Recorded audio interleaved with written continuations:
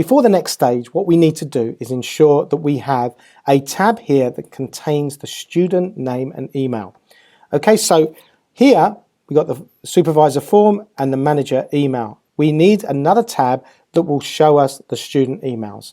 So let's click on another sheet and we're going to call this student email.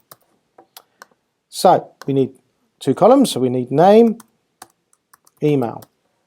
What you would need to do here is go to your MIS and grab all your names and emails from PowerSchool and then populate these two columns.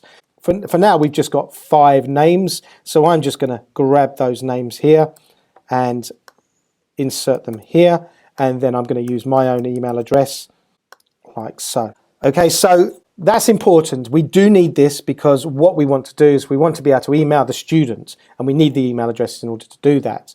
But now what we need to do is we need to add another column in here. So we're going to add a column after Z, and we're going to go to insert right, and this is going to be student email. Okay, so we're going to use the match function again. So we match B2, which is the name, and we're going to match that with the range from the student email, which is column A, and then just put a 0 in because we want to sort it from the top, and then that should give us row 2, which is what Han Solo is here, row 2. And then what we can do, we can use the index, and we've done this before, index,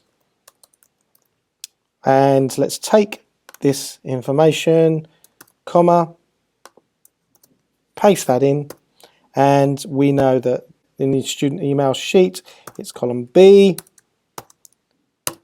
return, and that should bring back, there we go, there's the email address. Now it's going to be the same email address, obviously, because I've put my email address in, but obviously these will all be different.